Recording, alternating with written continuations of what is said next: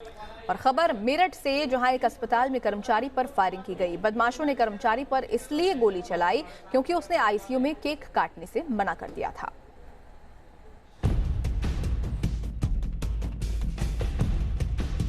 मेरठ के अस्पताल में बदमाशों का आतंक। केक काटने से मना किया तो कर्मचारी पर चला दी गोली। कर्मचारी ने भागकर बचाई जान। सीसीटीवी में कैद हुई वारदात। अस्पताल के आईसीयू में शोर मचाने और केक काटने से मना करना बदमाशों को इतना नागवार गुजरा कि वो कर्मचारी की जान के दुश्मन बन गए। पहले तो गाली गलौज की और जब उससे भी मन नहीं भरा तो जान से मारने की नीयत से गोली चला दी।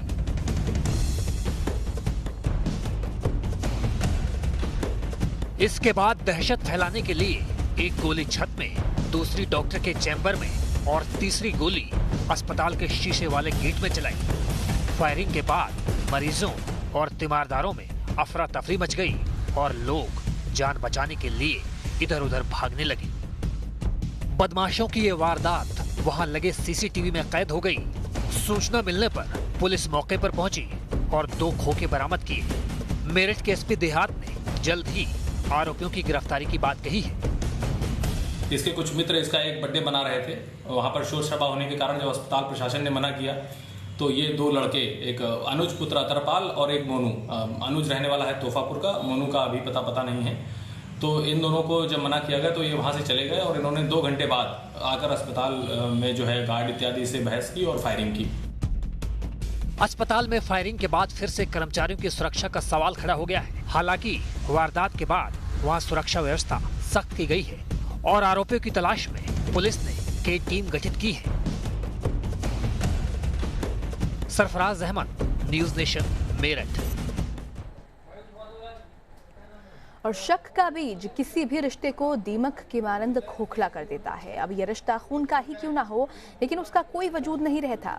कुछ ऐसा ही हुआ राजधानी दिल्ली में, जहां एक शख्स शक की वजह से अपनी पत्नी का कत्ल कर बैठा और लाश के टुकड़े टुकड़े कर दिए। शक के बीज ने किया रिश्ते का खात्मा। पति करता था पत्नी पर शक। रोजाना होता था पति पत्नी में झगड़ा। पति ने किया पत्नी का कत्ल, टुकड़े टुकड़े कर सीवर में डाला। जी हां, इसी सनसनीखेज खबर ने राजधानी दिल्ली को पूरी तरह हिलाकर रख दिया है। पुलिस जांच में जुटी है और आरोपी की निशानदेही पर सबूत इकट्ठा कर काफी मशक्कत के बाद लाश को बरामद किया जा सका। यहीं पे उसने कन्फ्रंट किया वाइफ को, झगड़ा हुआ और झगड़ा होने के बाद ये इंसिडेंट को उसने अंजाम दिया। दरअसल राजधानी दिल्ली के रोहिणी इलाके में आशु अपनी पत्नी और 3 मासूम बेटियों के साथ रहता था। आशु ने पहले तो अपनी पत्नी का कत्ल किया और फिर छोटे छोटे टुकड़े कर लाश को सीवरेज में डाल दिया। लेकिन इस वारदात को अंजाम देने के बाद आशु भागा नहीं, बल्कि खुद थाने जाकर अपने जुर्म का इकबाल करते हुए सरेंडर कर दिया। ये थाने सवेरे आया है। थाने में आके इसने बताया कि ऐसे ऐसे उसने इस इंसिडेंट को अंजाम दिया। अब आप सोच रहे होंगे कि आखिर आशु ने अपनी पत्नी सीमा का कत्ल क्यों किया? तो इसकी वजह है शक। जी हां, आशु को शक था कि उसकी पत्नी के किसी से नाजायज रिश्ते हैं। इसी बात को लेकर दोनों में अक्सर झगड़े भी होते थे और इसी शक ने आशु को अपनी पत्नी का कातिल बना दिया।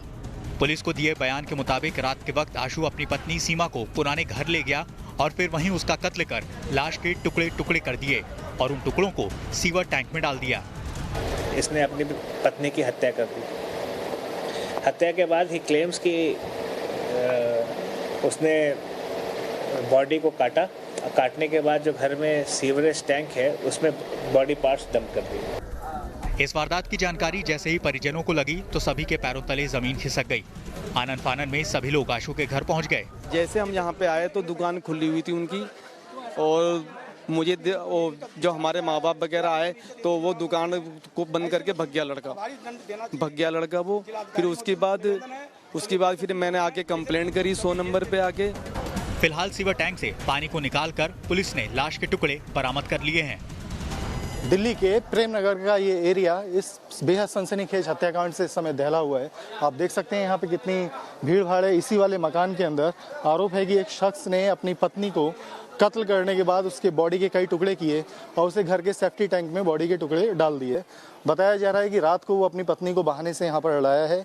इस सुनसान जगह पे उसने उसका कत्ल किया और उसकी बॉडी को पीसेस में बांटकर सेफ्टी टैंक में बहा दिया और उसके बाद खुद ही पुलिस को सूचना दी और पुलिस अभी आरोपी को यहाँ पर लेकर आई थी।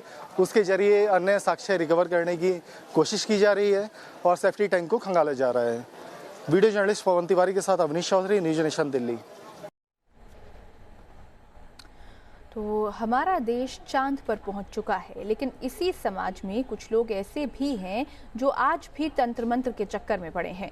तंत्र मंत्र की इसी सनक में ये लोग अपने साथ साथ दूसरों की जिंदगी भी बर्बाद कर देते हैं।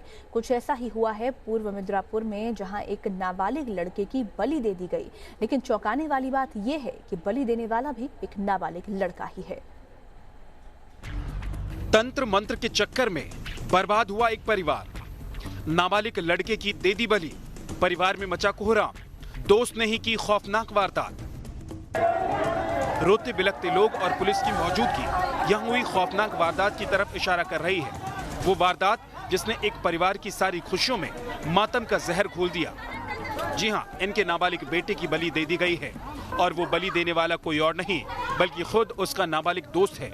जैसे ही नरबली की बात पूरे गांव में फैली तो लोगों का गुस्सा फूट पड़ा और सभी ने आरोपी के घर में घुसकर तोड़फोड़ की। ये मामला पूर्वी मिदनापुर का है, जहां 14 साल का रुद्र अपने परिवार के साथ रहता था।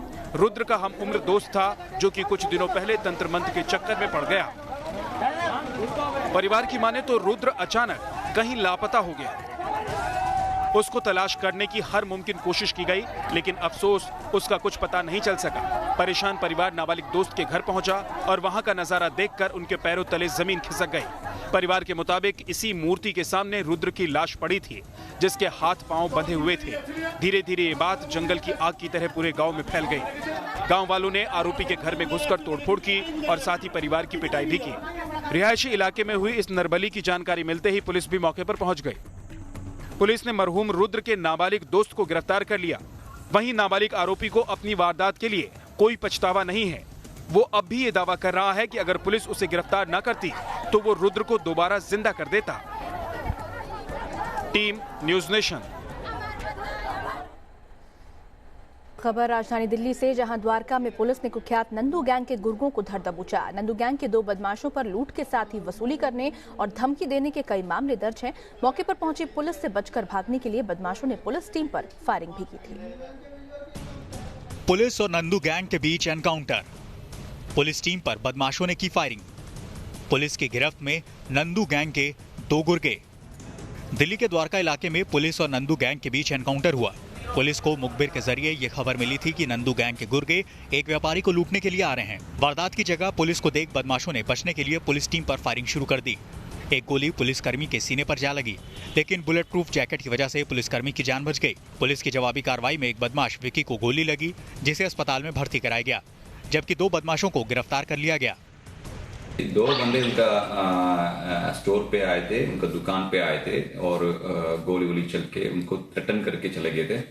और इसके बाद इनका एक्सटॉर्शन कॉल भी आया था और इसमें जो दोनों वारदात में जो इन्वॉल्व था मेन लड़का है वो विक्की है। पुलिस पार्टी के ऊपर फायरिंग हुई थी, जो डिफेंस का सेल्फ प्रोटेक्शन का के लिए पुलिस पार्टी भी फायर किया था। घायल बदमाश विक्की अपने साथियों के साथ द्वारका के व्यापारियों को निशाने पर रखता था। व्यापारियों को जान से मारने की धमकी देकर ये बदमाश 30 से 40 लाख रुपए की फिरौती वसूला करते थे। रैकेट चलाता है basically. He calls up the businessman and he was trying to extort some money around 30-35 lakhs from him. और इसके अलावा जो बाकी दोनों बंदे थे इनके साथ थे, एक तो नवीन अलियास टिंकू, ये भी नजबड़ का रहने वाले हैं, और तीसरा आदमी है दीपक अलियास आकाश, ये गुड़गांव से है, ये आजकल यहीं रहता है। मुठभेड़ में घायल बदमाश विक्की और दबोचे गए 2 और बदमाशों से पुलिस अब पूछताछ कर रही है। पुलिस को उम्मीद है कि इन बदमाशों से पूछताछ कर कई और मामलों में बड़े खुलासे हो सकते हैं। Team news nation.